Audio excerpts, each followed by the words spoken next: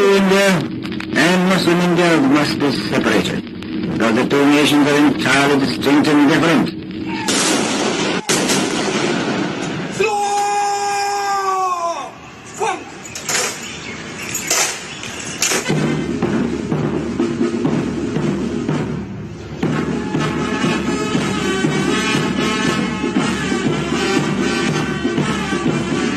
अस्सलाम वालेकुम, मैं हूं मुनीज़े जहांगीर और आप देख रहे हैं प्रोग्राम स्पॉटलाइट। आप सबको यौम पाकिस्तान मुबारक हो। आज ये दिन पूरे पाकिस्तान में बनाया गया और तोपों की सलामी पेश की गई।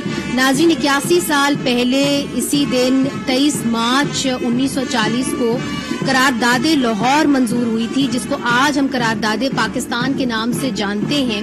और पहली बार जो हिंदुस्तान के मुसलमान थे उन्होंने मुत्तहद हिंदुस्तान या इंडिया का जो एक कॉन्सेप्ट तस्वुर था उसको रद्द किया और उन्होंने जो मुतालबा था सेपरेट इलेक्ट्रेट का वो उन्होंने छोड़ दिया और पहली बार बात की एक रियासत की या रियासतों की।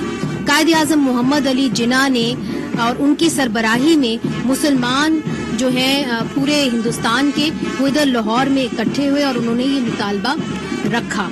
मगर इससे जुड़ी बहुत सारी कंट्रोवर्सीज भी हैं। ये बड़ा अहम दिन था और ये जानना बहुत जरूरी है कि इस दिन को क्या हुआ, क्या वाकई में पाकिस्तान का जो कॉन्सेप्ट था वो इधर से जन्म लिया। तो हमने दावत दी है, हमारे साथ एक मारूफ तारीखदान है, मुसन्निफा हैं प्रोफेसर डॉक्टर आयशा जलाल।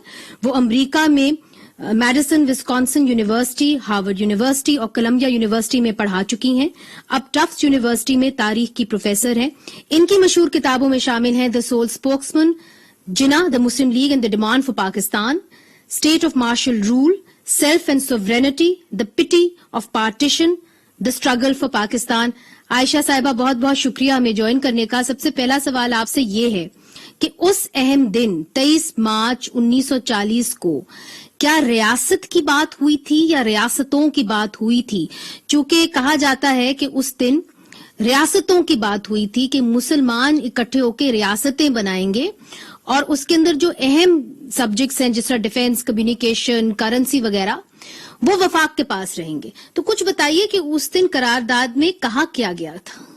सबसे पहले तो बात यह है कि कौम की बात की गई थी कि मुसलमान एक अक़लियत नहीं है मगर एक कौम है, जैसे हिंदू कौम है उस तरह मुसलमान कौम है। रियासतों की बात हम ये समझते हैं कि जब कोई कहे कि हम कौम है तो उसका ऑटोमेटिक उसका नेक्स्ट स्टेप है कि हमें रियासतें चाहिए। मगर जब आप रेजोल्यूशन को देखें तो उसमें डेफिनेटली प्लूरल में था रियासत। उसका मतलब था कि ऑटोनोमस स्टेट्स होंगे with in a federated union. He left that open. वो possibility थी। So definitely plural में states थे और कौमियत की बात हुई थी कि अब हम अक़लियत नहीं हैं, हम एक पूरे कौम हैं, ये नेशन है और इसलिए हमें हिंदुस्तान कौम के साथ बराबरी की हमें तहफ़्फ़ुज़ात मिलने चाहिए। आयशा साहिबा, करारदाद पास हुई थी 1941 मद्रास में। उसके एक साल बाद वहां पे जो मुस्लिम लीग थी उन्होंने बड़ी क्लियरली ये कहा था, everyone should clearly understand that we are striving for one independent and sovereign Muslim state. तब आप समझती हैं कि पहली दफा एक मुसलमान रियासत की बात की गई थी? कब ये जो एक रियलाइजेशन थी कि जी एक मुस्लिम रियासत होनी चाहिए, मुस्लिम लीग में कब आनी शुरू हुई? ये बाद में आई थी मगर यहाँ इसमें भी इख्तलाफ था। सोहरावर्दी साहब ने कभी भी इसको तस्लीम नहीं किया था। तो ये बंगाल का किस्सा था ज्यादातर। तो जहां तक कायद आज़म का सवाल था वो तो सिर्फ कांग्रेस के साथ अपनी नेगोशिएशंस हो रही थी उसमें वो सहूलत चाहते थे कि हम एक इकट्ठा मिलके हम एक डिमांड करें, ना कि बहुत सी रियासतों का डिमांड करें।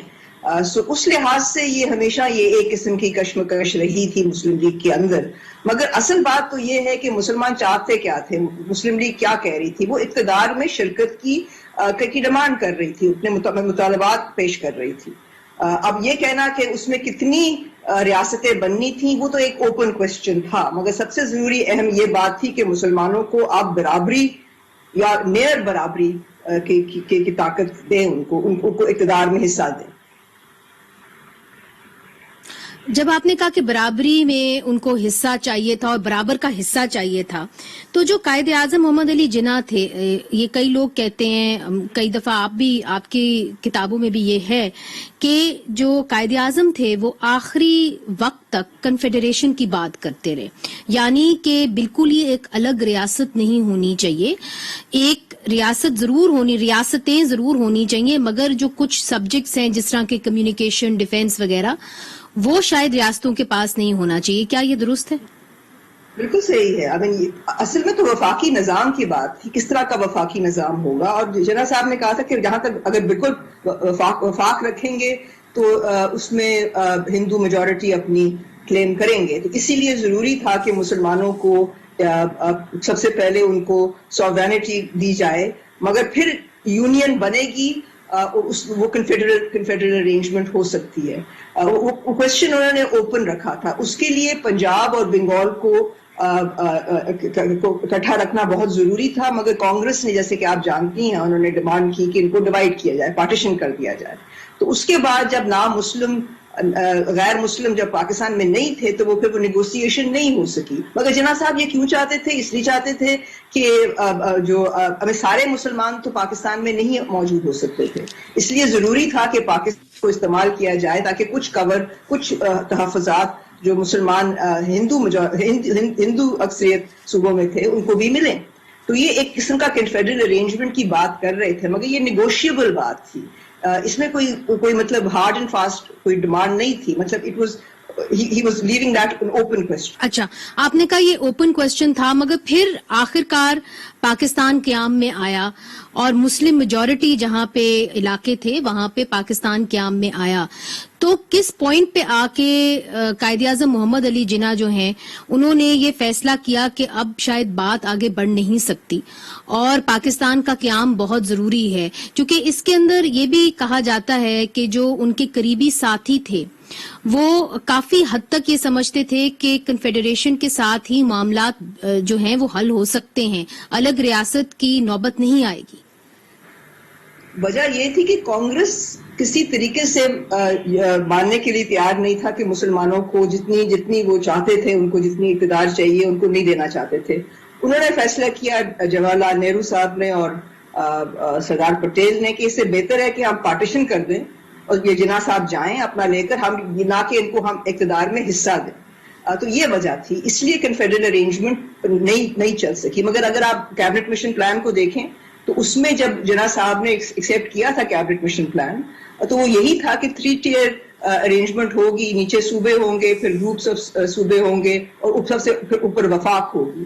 مگر وفاق میں آنے سے پہلے جو گروپنگ آف صوباز جو تھی وہاں پر بہت سارا اقتدار ان کے پاس ہوگا تاکہ وہ نیگوشیٹ کر سکیں وفاق کے ساتھ، کیونکہ مسلمانوں کے پاس نمبرز تو نہیں تھے، مگر وہ چاہتے تھے کہ اگر گروپنگ اسکیم میں ان کے پاس بہت سے پاورز ہوں تو پھر وہ نیگوشیٹ وفاق سے کر سکتے ہیں. مگر جو وفاق جو پیش کیا تھا کیبنٹ مشن پلان نے وہ لمیٹڈ تھا foreign affairs, defence and communications, تین مین سبجیکٹس. باقی سارے جو سبجیکٹس تھے وہ گروپ پروونسز یعنی کہ گروپس آف پروونسز کے پاس ہوتے. آپ نے اپنی کتاب میں اس سوال کو تھوڑا سا ایکسپلور کیا ہے کہ قائد اعظم محمد علی جناح کس قسم کا پاکستان چاہتے تھے. کیا وہ چاہتے تھے کہ یہاں پہ ایک اسلامی ریاست ہو یا وہ کچھ اور چاہتے تھے؟ ان کی تقاریر کو کوٹ کیا جاتا ہے. ایک ان کی بڑی مشہور تقریر ہے جہاں پہ وہ کہتے ہیں کہ Hindus shall cease to be Hindus and Muslims shall cease to be Muslims. مگر پھر وہ ایک اور تقریر کرتے ہیں جا کے جہاں پہ وہ یہ کہتے ہیں کہ جی اسلامی ریاست ہی پاکستان کا مستقبل ہو سکتا ہے. سب سے پہلی تو بات یہ ہے کہ جناح صاحب نے کہا تھا کہ پاکستان کی حکومت وہ ہوگی جو اس کے لوگ چاہیں گے، یعنی کہ جو ریپرزینٹیٹیوز جو چنیں گے وہ ڈیسائیڈ کریں گے کہ کس طرح کا ملک بنانا ہے. اچھا، یہ انہوں نے ڈیفینیٹلی کلیئر کر دیا تھا. مگر یہ کہنا کہ جناح صاحب نے بعد میں کہا کہ اسلامی ریاست بننی چاہیے اور وہ کانٹرڈکٹ کر دیا انہوں نے اپنے آپ کو، یہ بالکل غلط ہے. کیونکہ یہ تو بہت ہی لمیٹڈ ویو آپ دیکھ رہے ہیں اسلامی ریاست کا. کیونکہ آج تک آپ دیکھ رہے ہیں کہ آپ 10 لوگوں کو لے کر بیٹھ جائیں تو ان کی کانسیپٹ اسلامی ریاست کی ایک تو نہیں ہوگی. اور یہ کہنا کہ جمہوریت یا اقلیتوں کے ساتھ اچھا سلوک نہیں ہونا چاہیے اس میں اور ان سے غیر منصفانہ سلوک کرنا چاہیے. تو پھر جناح صاحب یہ تو نہیں چاہتے تھے. وہ سمجھتے کہ اسلامی ریاست سب کچھ کرے گی, جمہوری بھی ہوگی, غیر اقلیتوں کے ساتھ بھی اچھا سلوک کرے گی. تو میں سمجھتی ہوں کہ یہ اس پہ تضاد ہے, نہ کہ جناح صاحب کی اسپیچز میں. آج کی اگر بات کریں تو فرحت اللہ بابر جو پاکستان پیپلز پارٹی کے ایک اہم رہنما ہیں, انہوں نے آج ٹویٹ کی اور انہوں نے کہا کہ originally March 23 was Republic Day to celebrate Pakistan becoming a republic, adopting first constitution in 1956 1956 pride in democracy. During first military rule in 1958 1958 it was changed to Pakistan Day to showcase military might. آپ ان کی رائے سے متفق ہیں؟ ایک لحاظ سے تو صحیح ہے, یہ ایوالو کرتا رہا ہے, مگر سرٹنلی فار سیورل ڈیکیڈز اب 23 مارچ ہی کو بنایا جاتا ہے پاکستان ڈے. آپ اس کو لاہور ریزولوشن کے ساتھ بھی کرنا کہ وہ کس دن وہ منظور ہوئی تھی. میں سمجھتی ہوں کہ یہ اب جو ایک پریکٹس بھی بہت ضروری ہوتی ہے, یہ آئیڈینٹیفائی کرنا اور کہنا کہ نہیں وہ ہم نے اتنے ڈیکیڈز ہم غلط ہسٹری کر رہے ہیں تاکہ اس کو آپ ہٹا دیں. آئی تھنک ہمارے لوگوں میں یہ بہت زیادہ ہے کہ کسی طریقے سے ہسٹری کو ہم گول مول کر دیں. ہر بندہ وہ سوال پوچھتا ہے, کیونکہ آپ نے اس کو بہت اچھی طریقے سے ریسرچ کیا ہے. جو قائد اعظم محمد علی جناح تھے اور ان کے ساتھی تھے اس وقت ان کے قریب تھے, ان میں سے کئی ایسے بھی تھے جو بنگال سے آئے تھے. کیا وہ جو پاکستان نے اب شکل اختیار کی ہے اور آج کی جو شکل ہے جس کے اندر صوبوں کو بھی کچھ خود مختاری ملی ہے, کیا ان کا ویژن یہی تھا پاکستان کے لیے؟ بالکل یہی تھا. وفاقی ایک وفاق چاہتے تھے. اور فیڈریشن کا تو یہی ہوتا ہے کہ جو صوبے ہیں ان کو بھی کافی اقتدار میں شرکت ملتی ہے, نہ کہ صرف وفاق کو. تو اس لحاظ سے اگر زیادہ صوبوں کو اب رائٹس ملے ہیں, پاور ملی ہے, تو وہ ابھی بھی میں سمجھتی ہوں کہ ابھی بھی بہت آگے جانا ہے. مگر یہ بہتر ہے نہ کہ 1960 یا 70 میں جو ریلیشن شپ تھی وفاق کی اور صوبوں سے, اس سے تو بہت بہتر ہے.